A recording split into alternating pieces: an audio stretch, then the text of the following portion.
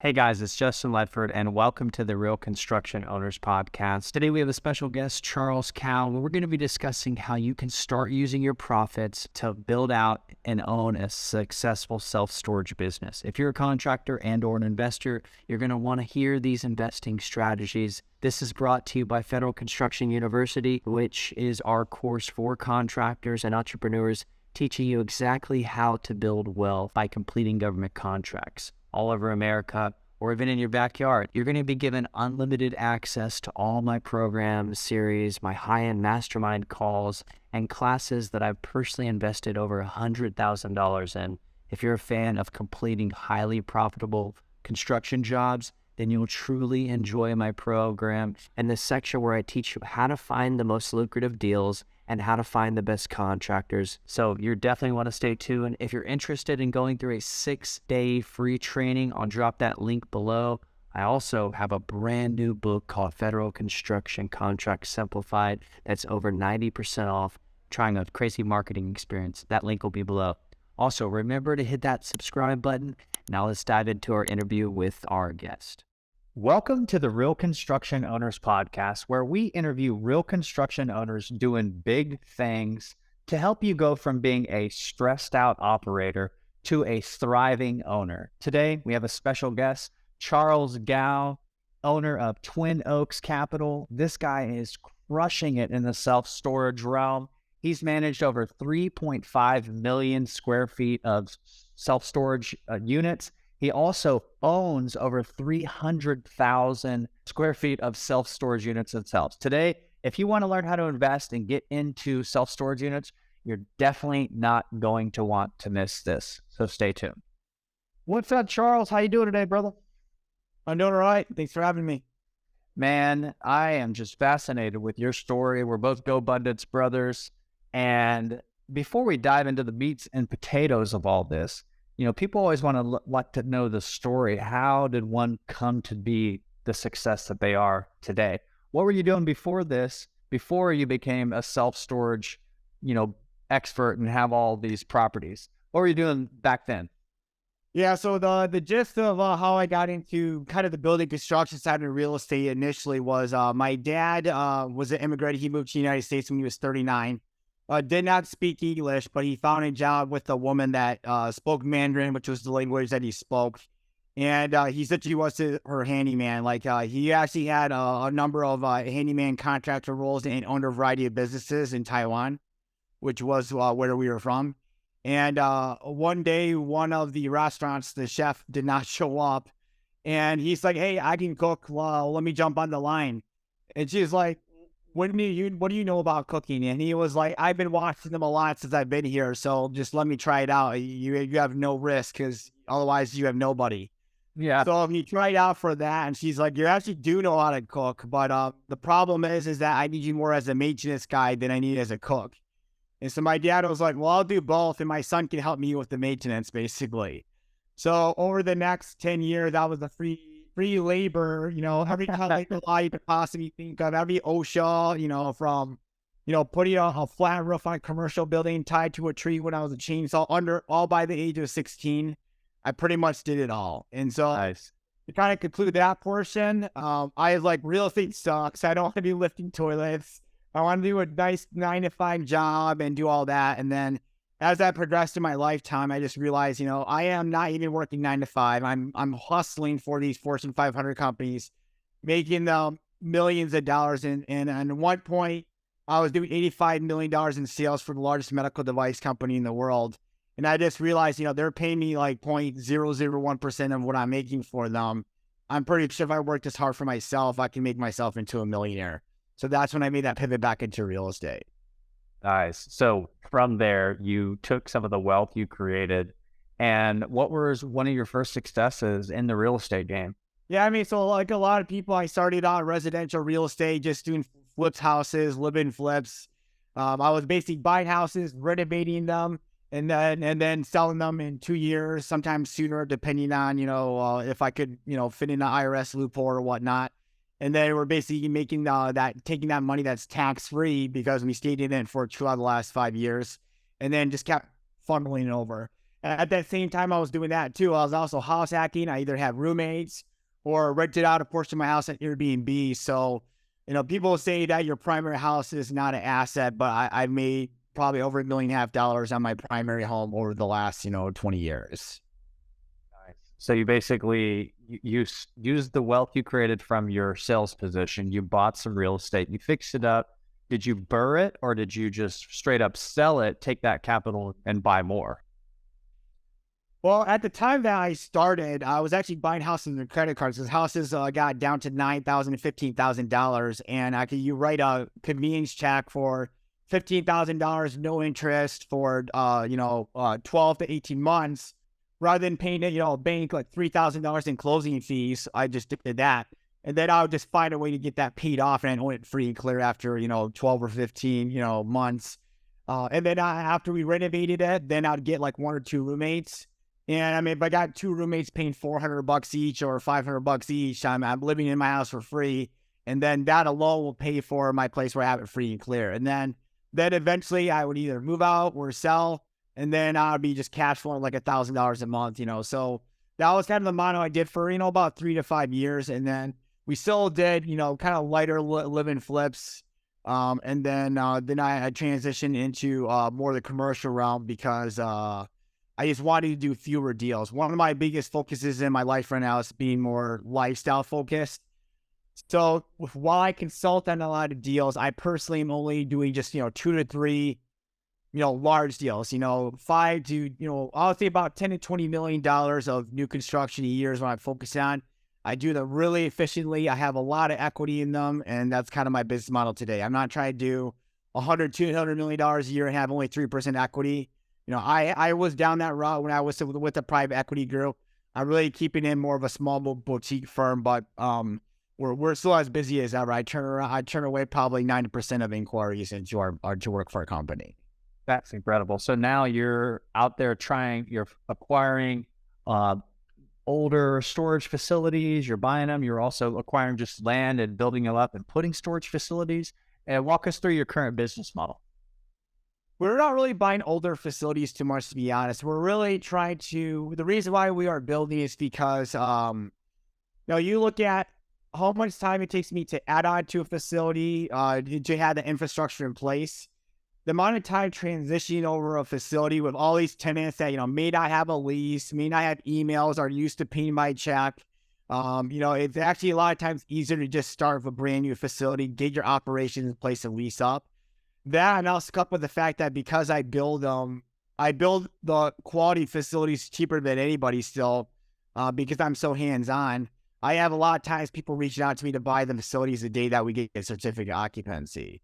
So the most ideal scenario is buying a newer facility, only 5 to 10 years old, that has the ability for me to expand. To be honest, that's kind of a unicorn. It's very hard to find, but we have found it before. Most of the time, it's just complete ground up, and then we're using either our funds or investor funds to basically bridge that gap until we're profitable. That's incredible. So you're basically building from the ground up, and you have over 300,000 square feet of self-storage currently today still? Yeah, self-storage and like mixed industrial, yeah. Nice. And the reason I joined GoBundance, I'm sure you like it as well, that it's lifestyle. You get to hang out with epic dudes doing bigger things than what you're currently doing and what I'm currently doing. And there's a focus on passive income. Talk to us, break down the importance of passive income. And if you don't mind, share with us the type of passive income you've created for your family. Yeah, I mean, the biggest thing I think is that when when we were flipping houses, and I had a nice 6-figure W-2 income. And then, my wife also had income on the realtor side. And then we also had income from consulting and brokerage and all these other things. All this active income, like from once we got done with flipping, if we were flipping, I was like, sweet, I made $40,000 here. But then I spent so much time managing these cheaper contracts, which you really have to use in order to flip houses because you're always trying to bring your margins down. And so I'm not really making $40,000. I'm really making more like $20,000 because I'm going to hit all these taxes at the end of the year. And then I end up having this huge tax bill. So I got to save up just to pay my taxes at the end of the year. Whereas like on the commercial side, my contractors are ridiculously expensive. Like I have clients that are residential clients or whatever that like on my wife's side that we're asking for contractors, and like you don't want to use my contractors. My contractors are terribly expensive, but they are zero headaches, and I can afford to pay it because they're working on a multi-million-dollar project for you. They can't work on your 300 or 400,000 house. So that was kind of a pivot. But then also when I was into building construction management, I also looked at it like I manage all the logistics and it's all active income. And then the only way I can make passive income is by investing in other people's deals passively, which I do that as well. There's nothing wrong with that because you just get a K1 at the end of the year. But then I figured, how can I make this a model where I can make this passive from at the road? So essentially what I did is I partnered with another guy to kind of handle the investors. And rather than, let's say I had a deal just recently where I could easily charge $250,000 building construction management fee. Rather than charging that, I decided that I wanted equity on the deal. So I took 25% equity on a deal that's worth over $10 million now. And I only took a $25,000 building construction management fee. But now I have $7,500 a month of passive income coming off of that deal, essentially. So obviously, it would have been nice getting $250,000 right off the bat as soon as I'm finished. But then after I'm getting taxed on that, I'm getting you're roughly getting paid half of that. So to do it this way, I'm getting $7,500, tax free. So really, after 2 years, I'm at a break even already. Nice. And then how long does that 7,500 last for?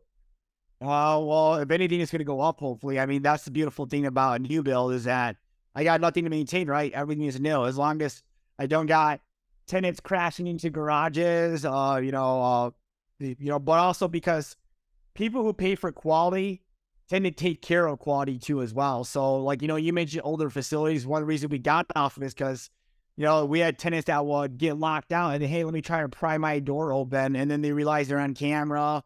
I had a very well-known local politician caught for prostitute, in one of my older facilities.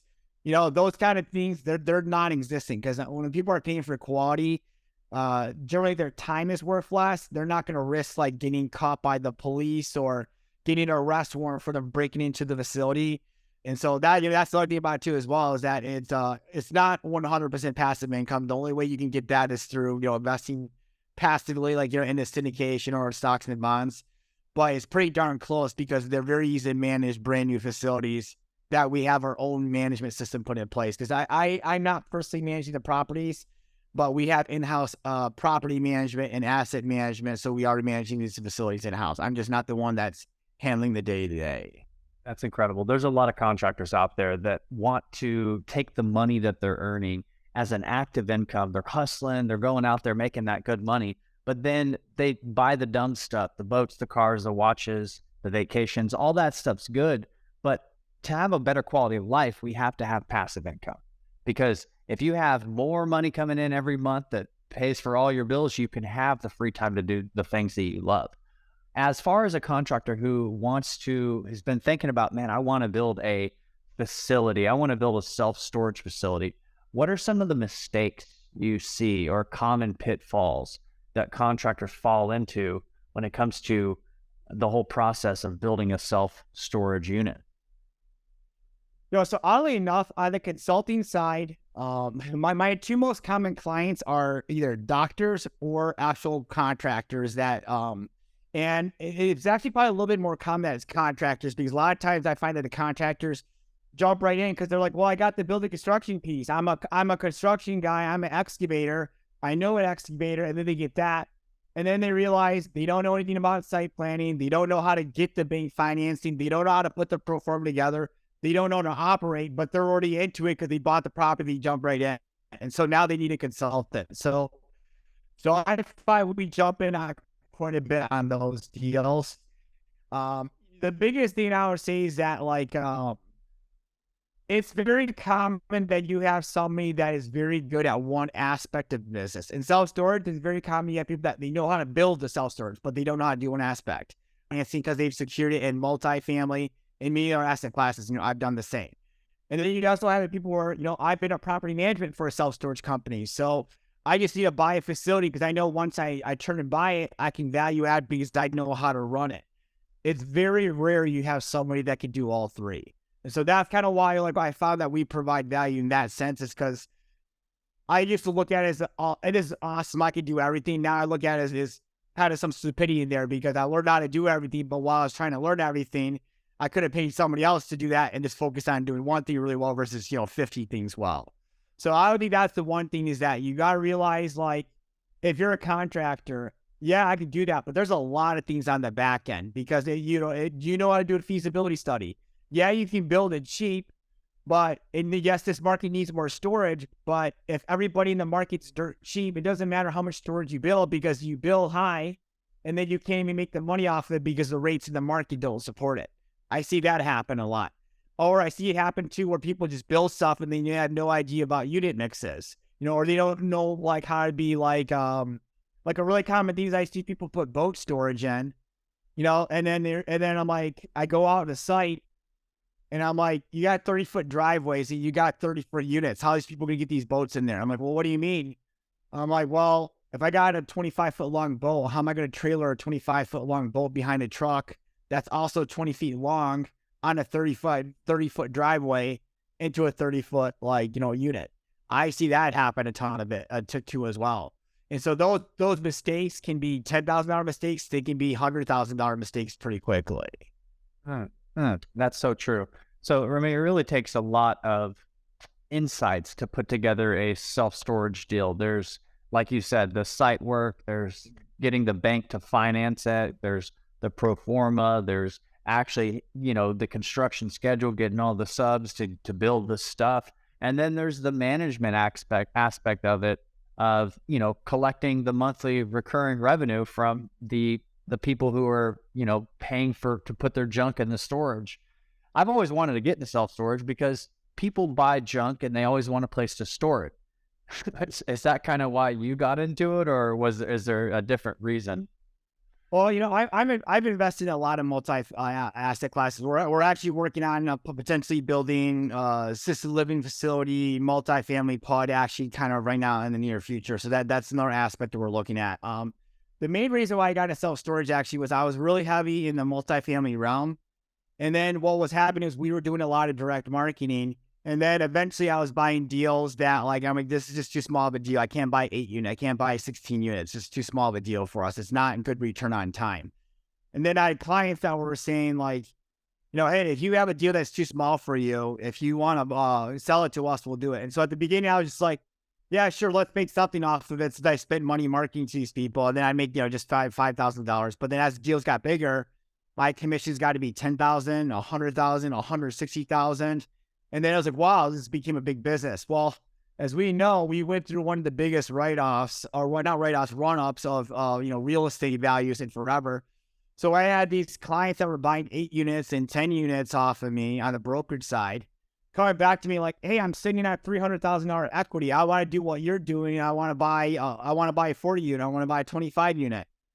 And then I was like looking at it. I'm like, well, I got this, 40 unit I was going to buy for myself. But if you're willing to buy this and pay me $200,000, $150,000 to buy it off of me, then, I guess I would do that, because I just made $80,000 selling this 8 unit for you. And then I'm going to make another. So I'm going to make, I can make high dollars amount off of you. But then then it got to the point where I'm like, I got nothing left to buy myself. So then I was, what? I've always wanted to get back into self-storage. So this is a good time to kind of pivot back into that. So that's what I did. I said, you know what? I'm just going to focus on the multifamily brokerage side, so I don't have to compete against my client, because I don't want to lose this high 6-figure income source that is coming in, with very little work. And then let's just focus on self-storage. And so I did that. And then that's obviously kind of when I got into that. I'm a big proponent that I don't invest in the asset class. I invest basically in the economics of the area. So, I mean, if you told me that like, hey, I got this dirt cheap self-storage, it on paper makes a lot of money, but it's in the area that just lost their largest employer and the population is decreasing, I don't care. I won't invest just because it's a self-storage, just because I invest on paper. I invest in an area with very strong economic indicators. That's more what I invest in than the asset class itself. It just so happens that I'm so excellent at the value out of storage because I have all the components in place: the financing, the building construction management, feasibility, And then on top of that, the actual operations aspect as well. And then, from there, we're just focusing on markets that I know that are underbuilt. People always ask me, is self-storage? Well, yeah. What are some of the best markets that, based off of your, what you're looking for, the economics of the area? What are some of the best areas to put a storage facility? Well, I'll put this out there. If anybody has land in Hawaii, especially Maui on the northeast side, there is no self-storage facility between the two largest cities, and the per capita square footage of storage is like 1 per person. So mainly why that is because the island is very anti-self-storage. So the areas that are best for self-storage are often areas of the biggest obstacle. I'll use another city that's going to surprise a lot of people. San Francisco. That area has no room for anything, let alone self-storage. So if you can get existing self-storage or get something built, even if you're underwater for a period of time, we know that you're going to have no competition built. The San Francisco East Bay area is getting more population dense.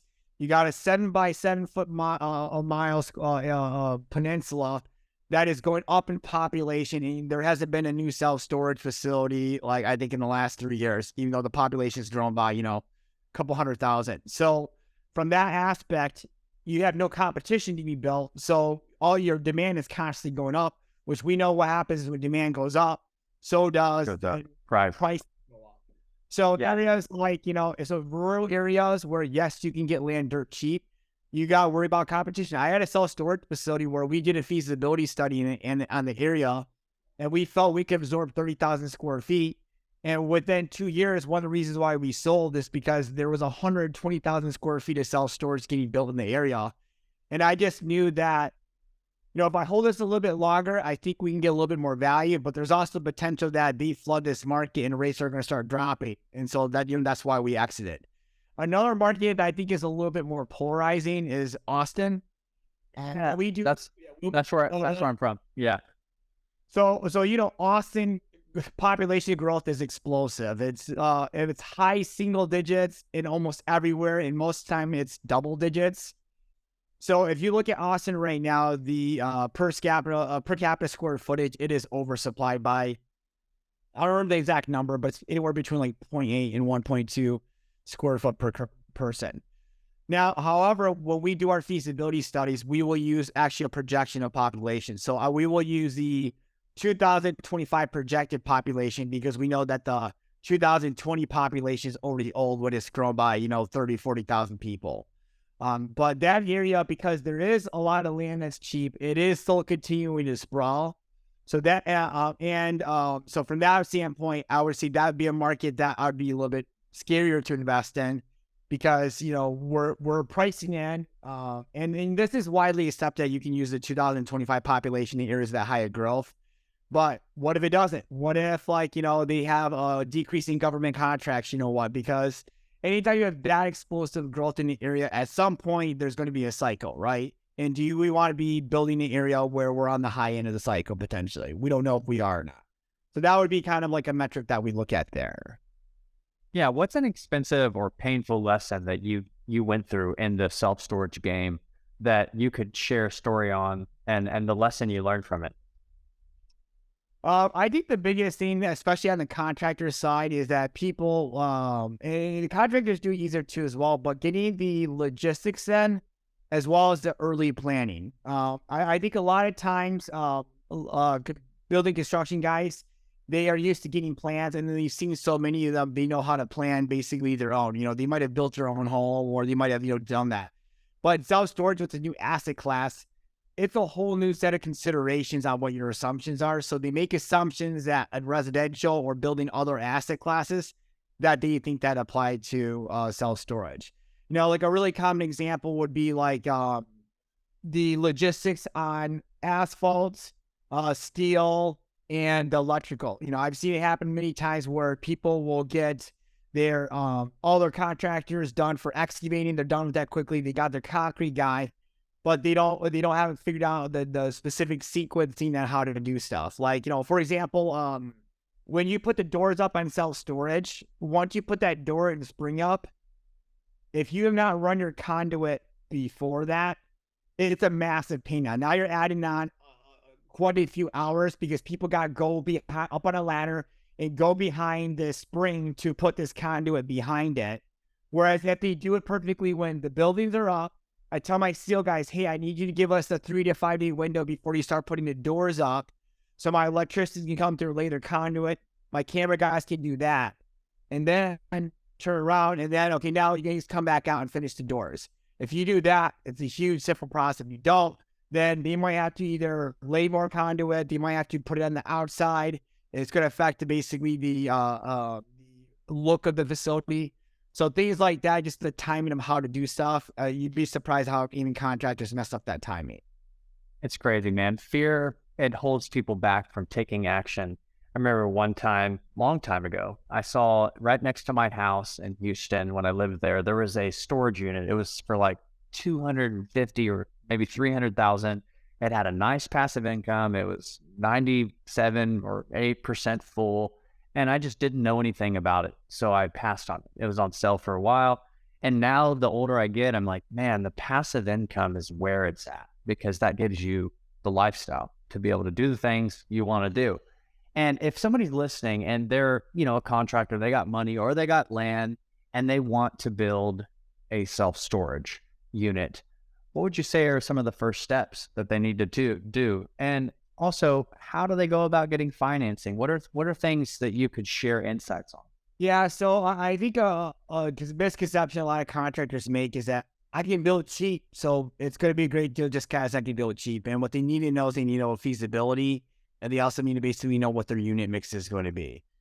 It amazes me how many times I deal with contractors that just start building and they have no idea what units you want to go through. And then you got a site plan up, and then it was like, well, this site plan is not conducive to the unit mix that you want. And yeah, we already got it approved. So what are we going to do there? So obviously that's probably the biggest thing is that you need to get, you can get a feasibility study. We do them in-house for $3,300 and we can turn them in like 2 days.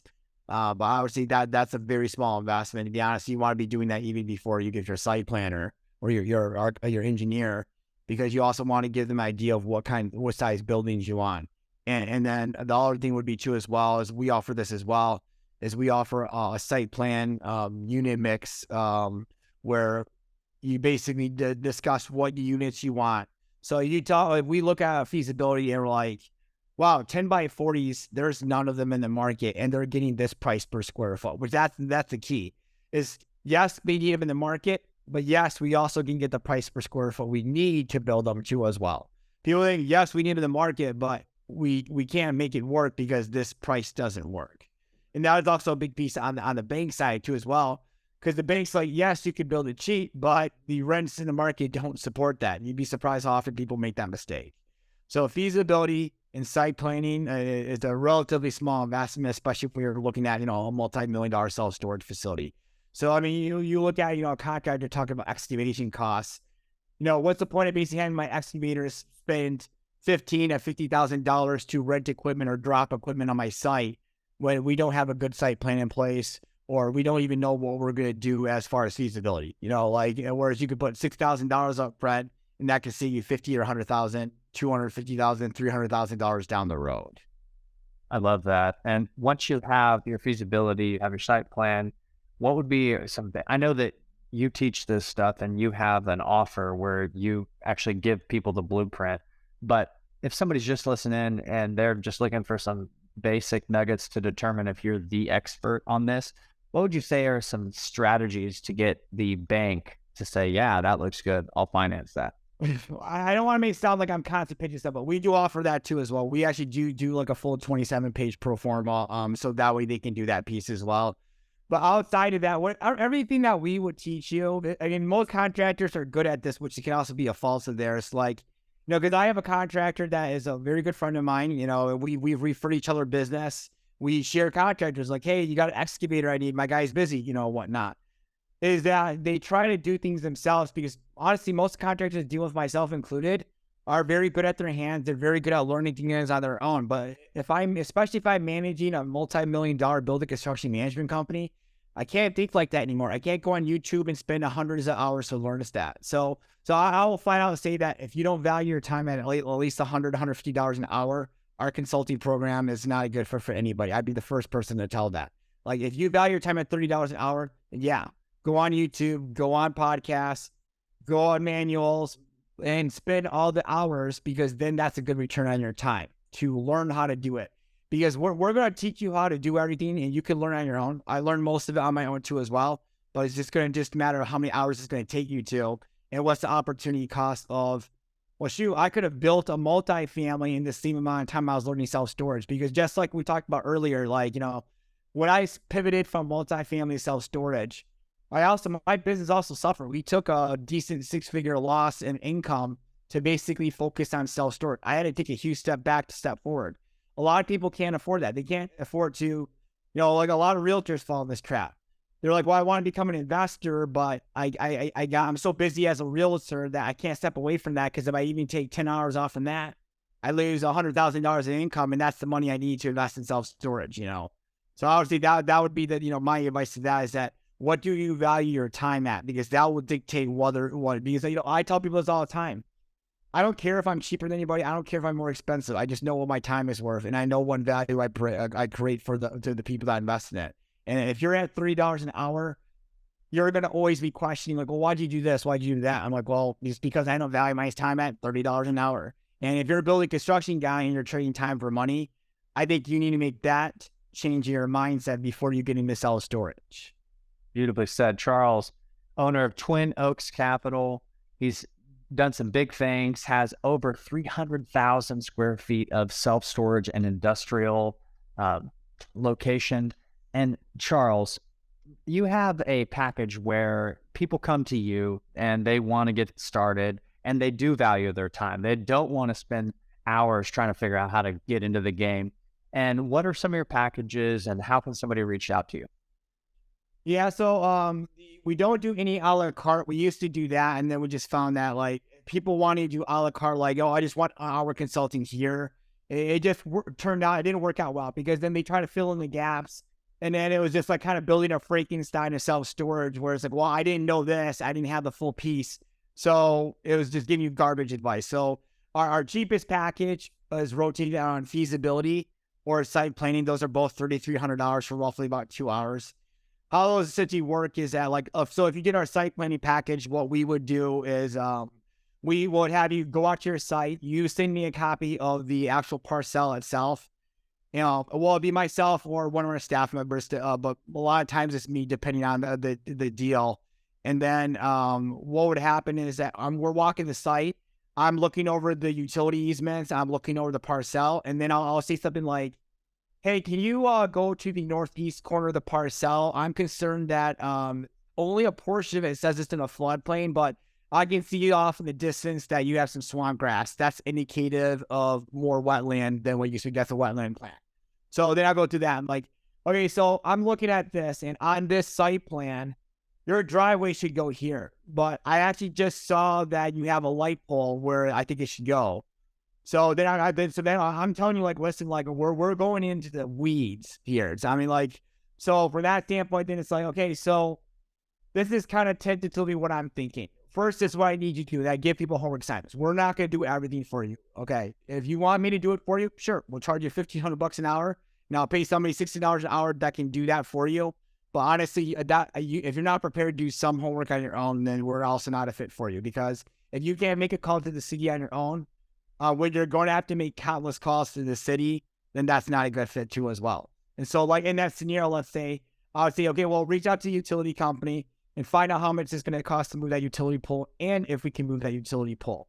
If they say it's going to be $15,000, then we should prioritize the site plan. Okay. If they say, for example, that it's going to cost $150,000 and we got to offer a new utility easement, which goes right smack down the center of it, then I'm going to say, well, then we need to move the driveway. And then now we need to consider that, well, shoot, if we move the driveway and it's smack down the middle of your parcel, now we got to build 12 buildings and 6 buildings, and now your cost goes up 20% as well.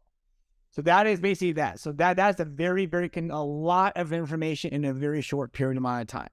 That would be the site planning. The other one is feasibility. The feasibility can come in one of two ways. One, it's a feasibility course. We teach you how to do the feasibility.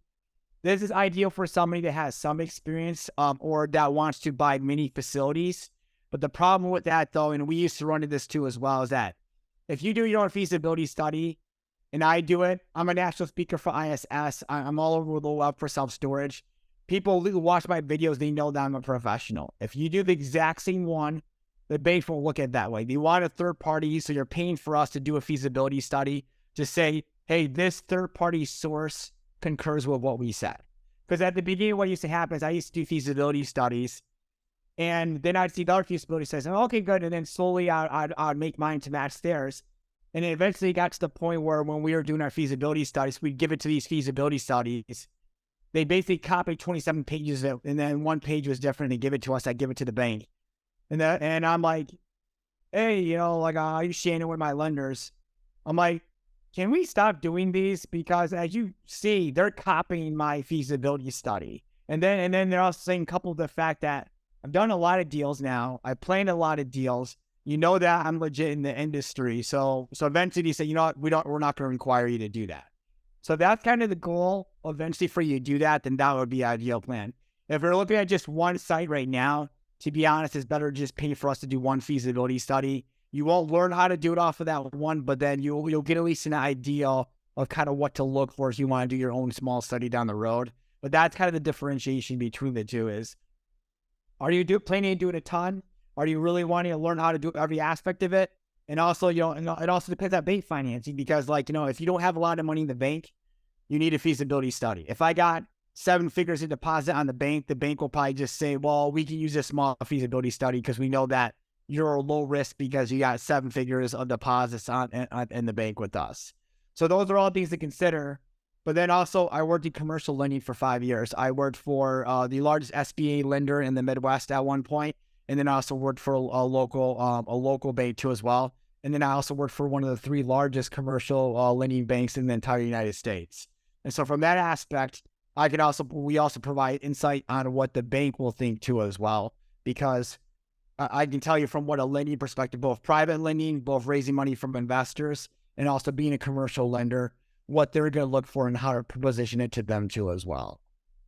Love that. Charles, how can somebody reach out to you if they want to dive further and learn more and get started? So the easiest way probably is just through email. So info@twinoakscap.com. I'll send that to you so you can put it in your notes as well. Instagram at Charles C, last name Kao. So Charles C Kao.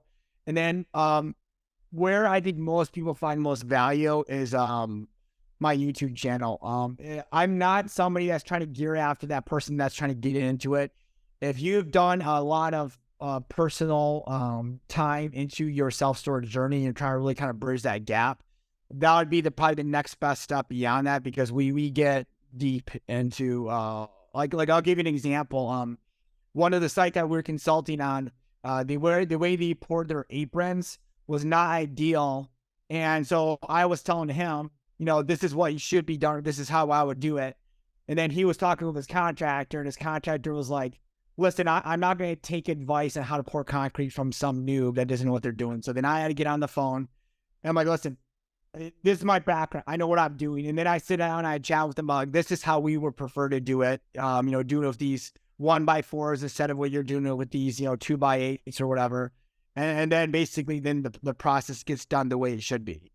That kind of thing we actually discuss. So we get deep into it. So I know your contractors will like that if they're going into that, because we go into that, especially concrete and excavating, and also talking about the site drainage and planning. Because I think one of my trademarks in the industry is that my drainage plans are very, very comprehensive. I stored places where my stuff got wet. And so that was one of the things I vowed, is that when I got this industry, we were going to be the driest, cleanest facilities in the area. It doesn't matter if I have to spend money on it. To be honest, that's one thing I kind of just ignored the budget on. It's like, if we can't make it dry, we're not going to build it. So what's your YouTube channel? You just got to type in Twin Oaks Capital. Nice. Charles, or you type in #steel or concrete, it comes up that way too. Right on. Hey man, this has been a blast. Thanks for being on the Real Construction Owners podcast today. Have a good day. All right, guys, I hope you enjoyed that one. Thank you for giving me your time and watching this. If you like this video, make sure to subscribe. for more and drop me a comment below. Let me know where you're listening in and what type of contractor you are. And just so you know, I have 6 free classes teaching you how to win highly profitable government contracts. Just go to federalconstructionuniversity.com or click the link in the descriptions below. Also, see in those descriptions my new book. It's Federal Construction Contract Simplified. I poured my heart and soul into that. That link will be below. You'll be giving strategies to help you grow your construction company into an 8-figure business. You'll also be given shortcuts to increase your profits and increase your revenue by winning government contracts. This is something you can delegate to your salespeople. You can even hire an estimator, and you can get this done immediately. In this training, you'll get peace of mind by following a proven roadmap. So if that interests you, click in the link in the descriptions below or go to federalconstructionuniversity.com. I'll see you in the next training.